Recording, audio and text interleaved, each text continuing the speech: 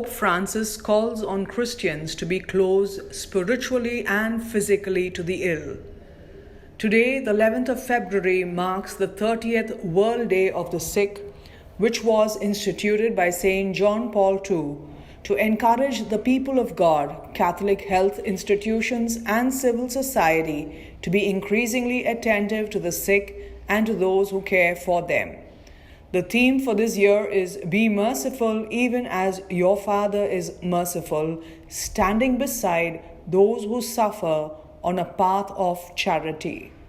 2 days ago, on Wednesday, at the general audience, Pope Francis said he wished to remember our dear sick people so that all may be assured of health care and spiritual accompaniment. Let us pray for these brothers and sisters of ours, for their families, for health care and pastoral care workers, and for all those who care for them. While remembering the elderly and the sick, the Pope also recalled the feast of Our Lady of Lourdes. This year marks the 160th anniversary of the recognition of the Lourdes apparitions. The Pope said, "I wish each one to imitate the Blessed Virgin in her full availability to the divine will. May her example and her intercession be an incentive to strengthen your witness to the gospel." In his 2022 message marking World Day for the Sick, Pope Francis reinforces the mission of welcoming and accompanying those who are ill.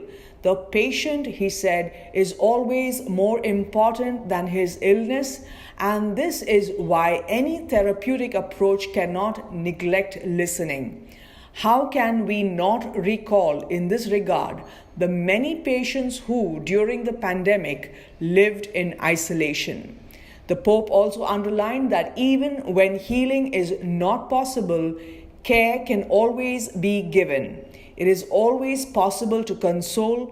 It is always possible to make people sense a closeness that is more interested in the person than in his or her pathology.